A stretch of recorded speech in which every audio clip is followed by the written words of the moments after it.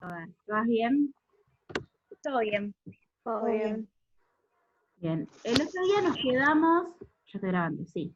El otro día nos quedamos en esto de que hay tres factores que pueden alterar el desarrollo normal o favorable del sistema nervioso de un niño. Más que nada, o del niño directamente, cuando el sistema nervioso está inmaduro, ¿sí? Cuando hablamos de esa plasticidad que hay desde el año a los 3 años y hasta los 6 años hay una neuroplasticidad, una plasticidad del sistema nervioso que hace que cualquier factor, sea del entorno intrafamiliar o extra, pueda alterar el desarrollo del niño, ¿sí? Entonces vimos lesión directa sobre el sistema nervioso, como si fuese una enfermedad que afecta al sistema nervioso, como por ejemplo mielomeningocele, afección de otra parte del cuerpo, que provoca secundariamente lo que llamamos riesgo biológico. Después vimos alteraciones genéticas o cromosómicas, y la cuarta, lo que llamamos riesgo ambiental. ¿Está bien? ¿Tienen anotado eso? Sí. Sí. Bien. Lo que nos había quedado ver es en qué momento pueden aparecer estas alteraciones.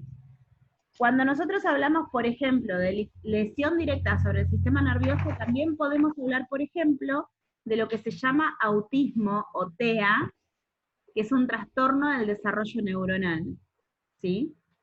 Esto de autismo o TEA, que es una condición, más allá de que no es una patología, es una condición, puede aparecer, aparece como una lesión directa del sistema nervioso central, ¿sí? Del desarrollo neuronal.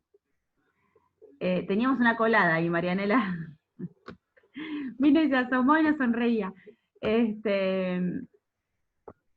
Ahora, todos creen que el autismo, por ejemplo, que es el ejemplo que les estoy dando, es congénito, ¿sí? Es un factor, una lesión directa que es prenatal. Pero no, también el autismo puede ser perinatal y hasta postnatal. Y eso es lo que quiero que veamos. Nosotros vimos que hay 4 factores que alteran el desarrollo normal de un niño cuando el sistema nervioso todavía está inmaduro. Estos 4 factores pueden aparecer en 3 diferentes momentos. En la etapa prenatal, en la etapa perinatal y en la etapa postnatal. Pongan estas alteraciones, entonces debajo de lo que pusimos, pongan estas alteraciones pueden ser prenatales, 2 puntos, y les dicto.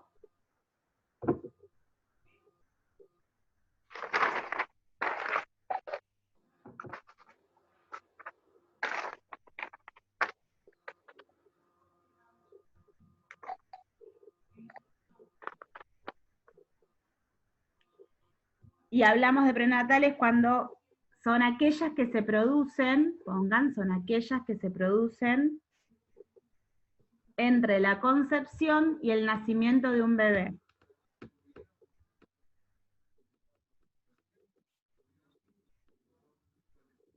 Son aquellas que se producen. Entre la concepción y el nacimiento del bebé.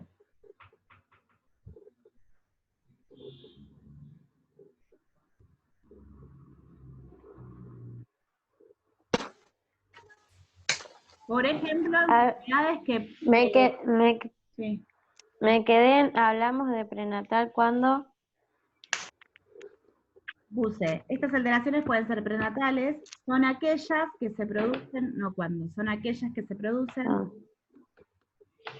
entre la concepción y el nacimiento del bebé. Por ejemplo,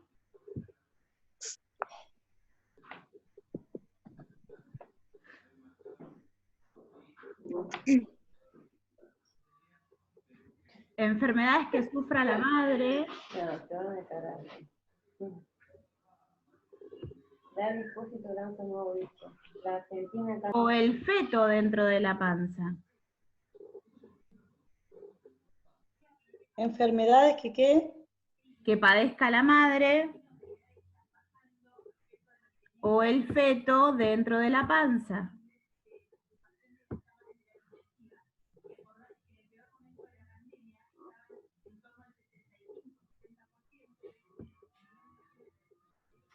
Y acá voy a hacer una aclaración. Yo les nombré hace un rato el trastorno del espectro autista. No se sabe cuál es la causa, si hay una sola causa o un solo origen del trastorno del espectro autista. Se dice, la ciencia indica que el trastorno del espectro autista tiene un origen multifactorial. En algunos casos puede ser genético, en otros casos puede haber, es aleatorio, es una falla, todavía no se encontró si hay una falla cromosómica, como vimos en la clase pasada. En algunos casos se puede ver que en el embarazo, por ejemplo, la mamá sufrió adicciones, consumió diferentes o pastillas o demás. En otros casos la mamá sufrió enfermedades de origen, por ejemplo, rubiola, varicela, de origen vírica, pero entonces la ciencia no sabe cuál es el origen exacto de un trastorno del espectro autista, ¿sí? De un autismo. Como sí lo sabe, por ejemplo, el síndrome de Down. En el síndrome de Down se sabe que hay una trisonomía del par 21. Vieron que yo les dije la clase pasada, en vez de haber 2 cromosomas, en ese par 21 hay 3 cromosomas. Entonces, otra vez dije el par 21 y es el par 13. Del par 13, porque también hay una enfermedad que es la trisonomía del par 21. La trisonomía del par 13 es la del síndrome de Down, ¿sí? Entonces, la ciencia sabe que el síndrome de Down viene por una falla cromosómica. Ahora, en el autismo, como en tantas otras, yo estoy nombrando el autismo, no se sabe, es multifactorial. Entonces, por ejemplo, yo he conocido casos, he sabido de casos, que la mamá no tuvo ninguna enfermedad, no tuvo ningún problema con el embarazo, el bebé no sufrió ningún problema, el parto fue excelente, postnatal no hubo ninguna complicación, sin embargo, el nene desarrolla después un tipo de autismo. Ahora, les estoy contando un caso verídico y particular. Esta mamá, antes de tener a ese hijo, 2 años antes, o 1 año y medio antes, mejor dicho, había perdido un embarazo. Un embarazo que, había perdido un hijo de 2 años. Tenía un bebé de 2 años y el bebé muere de muerte súbita. Cuando hacía 1 año y medio que había fallecido ese bebé, la mamá queda embarazada. Cuando nace este niño, a los 2 años encuentran o se manifiesta lo que es el autismo, se dan cuenta de que el nene tiene autismo. Después ella tuvo 2 hijos más que no tuvieron autismo. Ahora, pasaron los años y cuando ya su hijo tenía 12 años, ella haciendo terapia, un día le dijo al terapeuta de ella, al psicólogo, que ella nunca había amado a ese niño, porque había tenido miedo de amarlo, porque como había perdido un bebé de muerte súbita, un bebé de 2 años, a ese hijo que tenía autismo, ella nunca se había animado a amarlo. Lo quería un montón, pero le tenía mucho miedo a encontrar la relación con ese hijo, a aferrarse a ese hijo. Después tuvo los otros 2 y como que lo había vivido de otra manera. Entonces el psicólogo y esta mamá llegaron a la conclusión que quizás, tampoco sabían, que quizás el niño se manifestó con autismo porque no hubo un encuentro primario con la madre, no hubo una relación, la relación estrecha, el vínculo apego que tenía que tener con la mamá de ese bebé, no lo tuvo porque la mamá no era una mala mamá, sino que era una mamá aterrada a perder a ese hijo. Y el miedo no la dejó amarlo. Todo esto ella lo descubrió muchos años después en terapia. Pudo externalizarlo. Ahora, yo no puedo decir, ni yo ni ella, podemos decir yo no la conocí, pero conocí a una pariente de ella, no podemos decir que su hijo tiene autismo por eso, pero podría ser que si no hubo ningún problema en el embarazo, no hubo ningún problema en el parto, no hubo ningún problema después, ni hay antecedentes en la familia de autismo, ni nada, quizás esa falta de vínculo haya sido la que manifestó la alteración en el neurodesarrollo del niño. ¿Se entiende lo que voy? ¿Sí? Sí. Entonces, como justamente la condición del autismo tiene un origen multifactorial y no científicamente no se sabe cuál es, pueden ser varias las causas. Podría pensar en ese caso que puede ser eso. Quizás me estoy equivocando y no, la madre piensa, cuando me lo contaron, la madre pensaba que sí, que seguramente, junto al psicólogo, seguramente la falta de apego de esa madre con ese niño, ahora se la puede juzgar a la madre porque la madre estaba en un proceso de duelo cuando quedó embarazada de ese niño, ¿no? Bueno, cosas que suceden. Por eso es que cualquier factor que incida en la madre o en el niño en la etapa prenatal puede alterar el desarrollo normal del niño. ¿Por qué? Porque el sistema nervioso todavía está en desarrollo, ¿sí? Todavía no está maduro. Con ese ejemplo que les conté, quiero demostrarles eso. Más allá de que no lo podemos comprobar científicamente. Después, otro de los momentos en que un factor puede alterar el desarrollo normal de un niño es en el momento perinatal, en la etapa perinatal, que es el momento del nacimiento, ¿sí? Entonces pusimos prenatal, ejemplos, alteraciones genéticas, enfermedades que padezca el madre o padre, ahora pongan perinatal, 2 puntos, aquellas complicaciones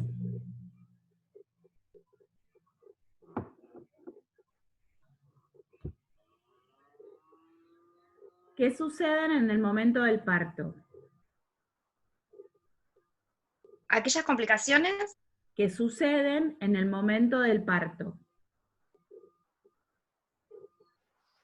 Por ejemplo, 2 puntos.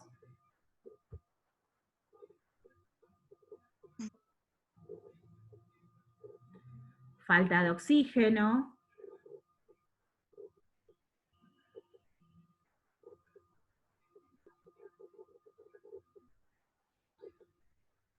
¿Sí? Ingestión de meconio por parte del bebé.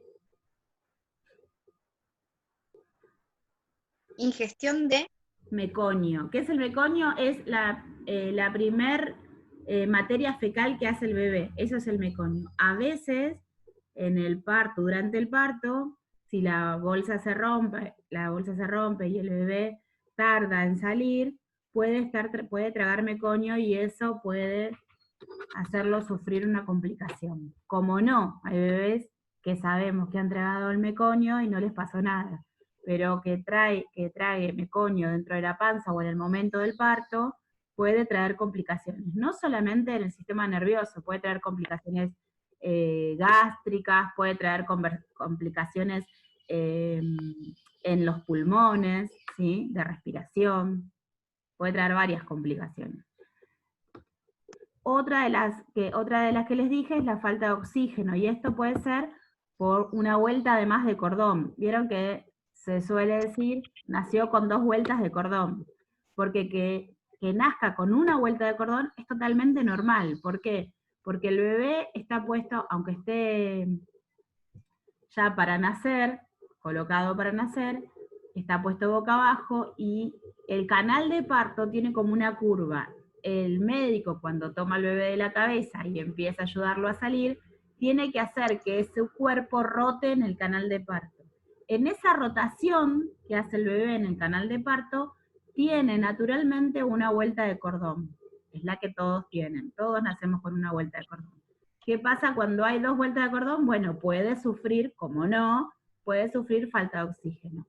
Casi siempre cuando hay 2 vueltas de cordón es porque cuando el bebé ya se colocó, ya se acomodó, ya tenía una vuelta de cordón. Antes de acomodarse dio tantas vueltas que quedó con una vuelta de cordón. el médico al sacarlo y hacerlo darle la curva que tenía que dar, aprieta ese cordón y tiene 2 vueltas de cordón y eso es lo que puede traer falta de oxígeno, ¿sí? No sé si sabían eso. ¿No? No, yo no sabía, me estoy enterando de todo eso. Bueno, estas complicaciones son complicaciones perinatales y pueden traer alteraciones en el sistema nervioso. Ahora, siempre hago la salvedad, que un niño nazca con 2 vueltas de cordón y que en algún momento le haya faltado oxígeno, tuvieron que ponerle oxígeno y demás, no quiere decir que después tengan una lesión ese niño en el sistema nervioso, que después tenga un problema. A veces no, ¿sí? Pero son más proclives a tenerlo, son más vulnerables a tenerlo, ¿sí? Las alteraciones. ¿Qué más? Prenatales, perinatales y postnatales. Esos son los momentos en los que los factores de desarrollo pueden alterar al niño. Postnatales, pongan 2 puntos.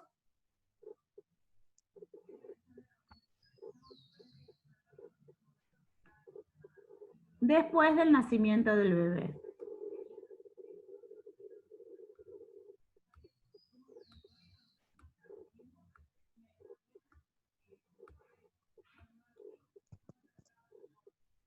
Por ejemplo, nosotros dijimos en el punto 2, riesgo biológico, afecciones de otra parte del cuerpo. En el punto 2, una lesión que puede aparecer de riesgo biológico.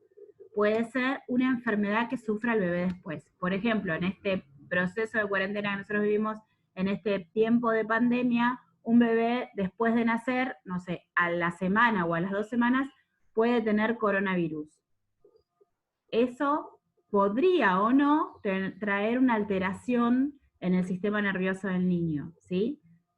Por el coronavirus le queda una lesión en el sistema respiratorio, y desde el sistema respiratorio el nene sufre un problema en el sistema nervioso central y empieza a tener convulsiones. No puedo escuchar bien porque se me va cada rato el internet y me saca A veces clase. se corta, sí. A veces se corta por la falta de conectividad. Sí. Pero Se me va el wifi a cada rato, así que. claro, seguramente cuando lo veas grabado lo vas a escuchar bien. Bueno, Sí, lo voy a poder. ¿quieres que te repita algo? Me decís, no hay problema. ¿Esto se entiende, chicas? Lo que acabo de explicar, ¿sí? Sí, sí se entiende. Bien. Se Bueno, entiende. entonces, ¿qué más me falta? Alteraciones, los 4 factores y los momentos, que son 3, prenatales, perinatales y postnatales. ¿Bien? Ahora vamos a ir al cuestionario que tenían para hacer. Algunas me dijeron que no lo pudieron hacer, no hay problema, vamos a tratar de hacer una apuesta en común para poder avanzar para el viernes otro tema. ¿Sí? Esperen que yo busco mis apuntes.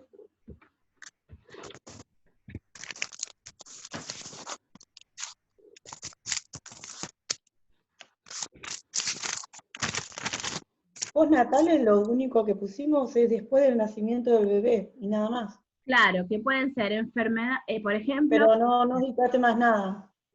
no, complicaciones que aparecen después del nacimiento del bebé, nada más. Claro, no, pero lo único que dijiste fue después del nacimiento del bebé y nada más. No se dictó más nada. Complicaciones que pueden Estabas hablando a lo mejor y no pensé que estabas diciendo que copiemos. No, ¿Me podés repetir, por ejemplo, de postnatales? y postnatales, complicaciones que aparecen después del nacimiento del bebé. Por ejemplo, les puse el ejemplo de una enfermedad como el coronavirus que puede padecer el bebé una semana después. Otro ejemplo de eso puede ser un golpe, el bebé que se cae de la cama, se le cae a la mamá, y puede sufrir una lesión directa del sistema nervioso central, ¿sí? A través del golpe. Se le hace un coágulo en el cerebro, que es raro porque los bebés parecen de goma y nunca se golpean, pero puede pasar. Eso sería una complicación postnatal. ¿Se entendió? Lorena, ¿se entendió? ¿Sí? Bien, bárbaro.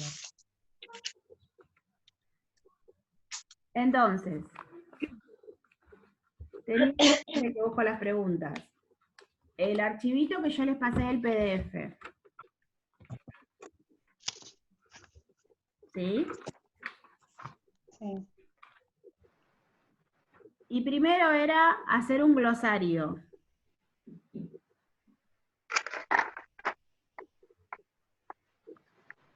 ¿Qué palabras encontraron para poner en el glosario? Yo encontré varias. Dale. Una. Una era cortical. Ajá. ¿Qué decía? No, las busqué nada más. O sea, no busqué lo que significaba, sino que Ah, copié las que no, las pero que hay que yo no buscar los sabía. significados. Hay que buscar los significados para armar el glosario. Ah, Sí, sí, sí. bueno, igual mucho tiempo no tenía porque viste que lo hice ahora, cuando te pedí Claro, el... claro, cuando me pediste el Hice PDF. fue armar como una lista, hice de las palabras que yo no conocía, después sí contesté todas las preguntas. Bien, bien. ¿Alguna que haya hecho el glosario? Sí, yo puse, por ejemplo, en la primera surco central. La mayoría son palabras de anatomía, parece. Claro, Y bueno, puse que es una destacada frontera en el cerebro que separa el lóbulo parietal del frontal, lindando, a esta palabra tampoco sé qué significa. Acá al lado, el córtex motor principal y el córtex somatosensorial primario. claro. Lindando quiere decir que es el límite, ¿sí? El límite, es Ah, un límite entre una cosa y la otra. Está al lado de. Eso es lindando. Sí, son todas palabras de anatomía, por eso es que yo les dije que hagan un glosario para poder comprender el texto, porque si no copian las preguntas las palabras que no entienden, si no saben el significado no pueden tampoco comprender el texto. ¿Sí? Claro, después vi unas palabras que parecían, o sea, que son muy parecidas, que decía aferente y eferente. Claro, Tampoco sé lo que significa, cambian solamente en la primera letra. claro. Sí, por eso, tienen que buscarlo. ¿Sí? Bueno, vamos en a hacer aferencia, las... yo también Sí. puse aferencia y eferencia. Una Ah, aferencia es una palabra que sirve para designar la información que viaja por las vías del sistema nervioso periférico. Y en eferencia eh, se refiere a la salida de datos que va desde el sistema nervioso central hasta las fibras musculares y glandulares. claro. Es como una enviada, es como que en aferencia se refiere a algo que se envía Circula. que circula, ajá. Y eferencia sería como una salida. Aquello que sale desde el sistema nervioso central. ¿Sí? La información que sale. Está bien. Bueno, entonces busquemos, veamos la segunda pregunta. Decía, ¿qué consecuencias trae una lesión en el cerebelo? Yo puse, su lesión hace que sus movimientos resulten anormales. Bien, Yo puse que el cerebelo es importante, ya que depende de la motricidad y el equilibrio. O sí, sea, como que si el depende de cerebelo la motricidad y el equilibrio. Sí, sí, si el cerebelo se lesiona, va a hacer que los movimientos sean anormales, ya que el equilibrio eh, se hace deficiente, ¿no? bien. Digamos que el cerebelo tiene la responsabilidad casi absoluta de lo que es la Sí. motricidad en el individuo. ¿Alguien más puso otra cosa? Yo puse lo mismo, que su función hace que los movimientos resulten anormales. Su lesión hace que los movimientos resulten anormales. Bien, bien.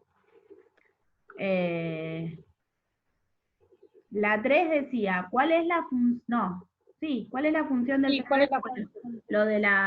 lo de la motricidad. La Después, mía sí, es vigilar y controlar el sistema motor y el controlar equilibrio. y vigilar por eso. Sí, sí, tiene que ver con el Sí. sistema motor. ¿sí? Por eso les dije, la 1, la 2 y la 3 eran como que estaban juntitas ahí. Estaban unidas, sí. Claro.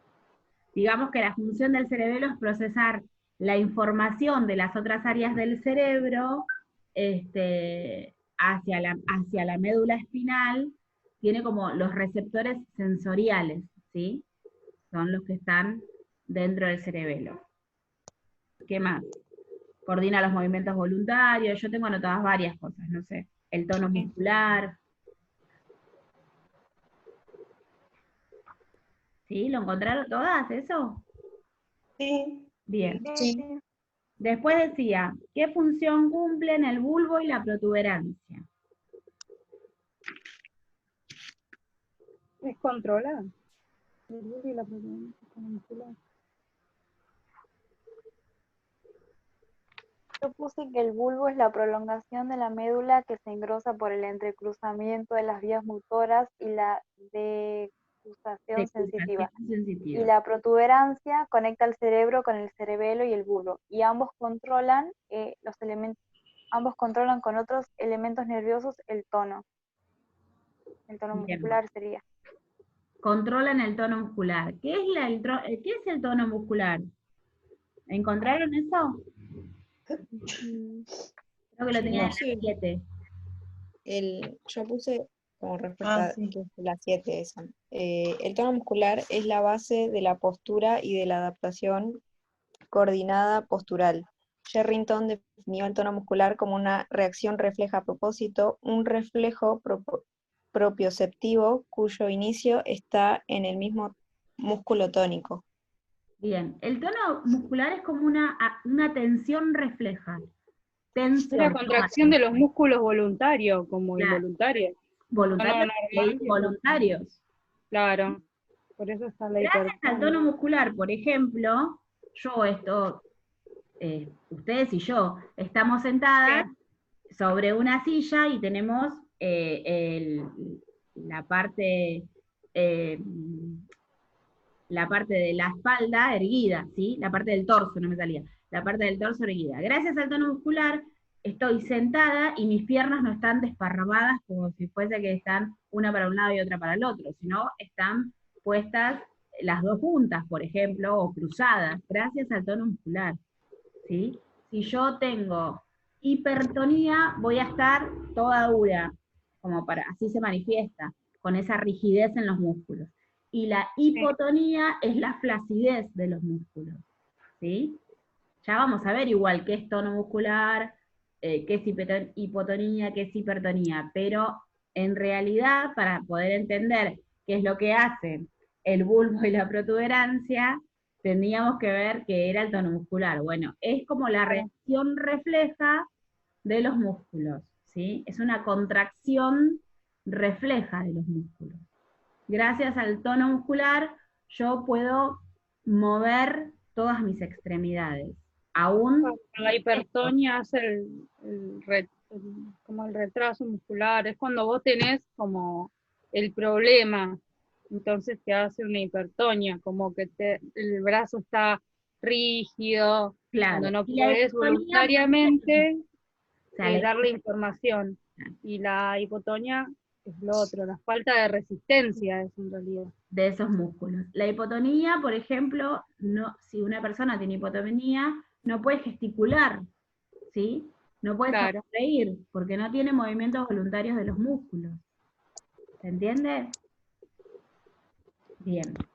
Entonces, si alguna me dice que no, lo vuelvo a repetir, o lo explico de otra manera. Después, ¿qué función cumple el bulbo y la protuberancia? ¿Qué consecuencias provoca la lesión de ambos? Dijimos, ¿no? Creo que lo tenía por acá. Provocan pobreza de movimientos, dice la fotocopia, pobreza de movimientos o la aparición de movimientos involuntarios. Y ahí, en esto de la aparición de movimientos involuntarios, nosotros encontramos un montón de patologías, como por ejemplo, ¿cuál? Que todas conocemos.